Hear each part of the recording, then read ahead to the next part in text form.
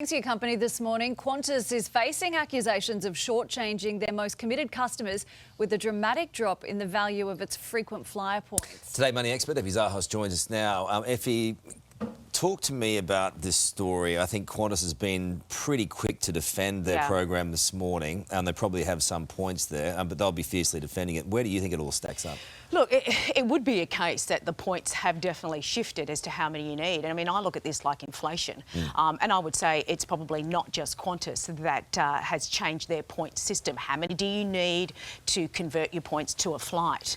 But let's face it, they've got about 15 million members. Virgin's got about 11 million members. And I know Qantas is very active in actually having sign-up offers on, say, its home loans, credit cards, and also in health insurance too, that it partners with NIB. So they're going out and saying, hey, get all these points up to hundreds of thousands, 140,000 for health insurance. A million people signed up just last year alone. So it's an incredibly popular program. Is there too much demand for the rewards? And it may very well be, because we are so loyal to Qantas, and now this is the case. And actually, I don't think you should be loyal to anybody, really. Oh, well, how does your husband feel about it? My husband knows that.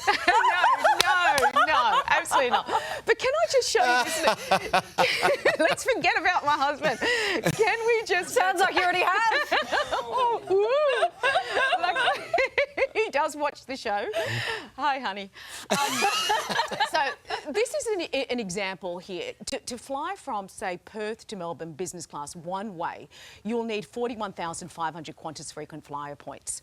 Then, to actually get a gift card, you'd need 50,000. This is the value of those points. Have a look at that yellow strip there. They're pretty much worthless as far as 4 cents per point or 0.5 cents per point. What was interesting in that report that you spoke about, they said in 1996, you could fly from, say, Sydney to Los Angeles first class with 80,000. Well, you can hardly fly in Australia with that now. So certainly there has been inflation on these points. So pound for pound, how does it compare to Virgin, say?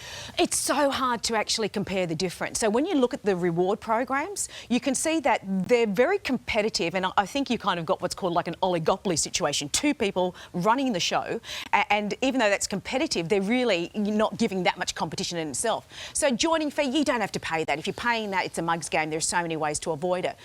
The expiry points, again, you can avoid that simply putting, say, your flyby points to it or your reward points to it. It's the earn rate that you've got to look at. So look at, say, Qantas. 800 points is a minimum for a domestic flight. If it's, say, a business flight's 1,400, whereby Virgin does it slightly different. You may actually have a way better with Qantas on their earn points, because if you pick up a cheap flight, you'll still get the minimum. The catch is the redeeming of the points, which we just showed before. And I think for consumers, what you need to do is get the total cost of what you're getting divided by the points needed, and that tells you your value. Any tips on actually getting a flight, really quickly, on actually getting a flight? Is it so far in advance, or what are the if you want to get like a reward seat, you do have to book far in advance. Absolutely. So if you're thinking of going to Queensland on the holidays or taking the kids somewhere else, you've got to jump in early, because like we said, 15 million members here.